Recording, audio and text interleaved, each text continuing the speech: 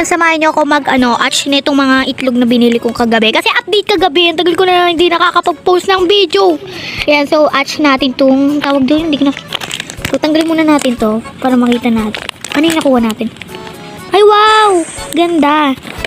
Ganda niya. Ayan, so ayan, nandiyan na siya. So, ito namang isang egg natin tong rare summer egg. Ayan. Uy!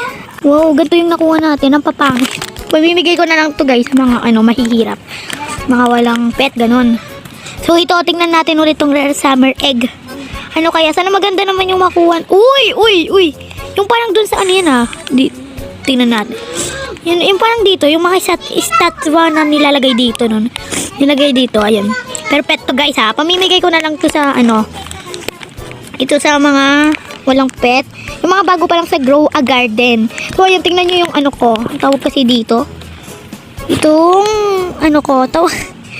itong bear ko. Yan, John yung pangalan niya, John.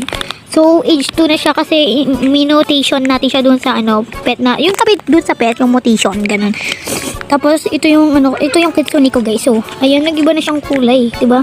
Golden. So ito yung mga elder strawberry natin, hindi pa rin tumutubo. Ano na? Ha? Naku, pwede na kumuha. Wait lang. Pwede na natin kunin? Look up. Uy! Oh my gosh! Ang laki! Yo. Wait lang. Maglalag. So, ayan, tingnan nyo. Hanggang labas yung burning bud natin. So, hindi muna natin yung tatanggalin. So, ganyan. Pan-design muna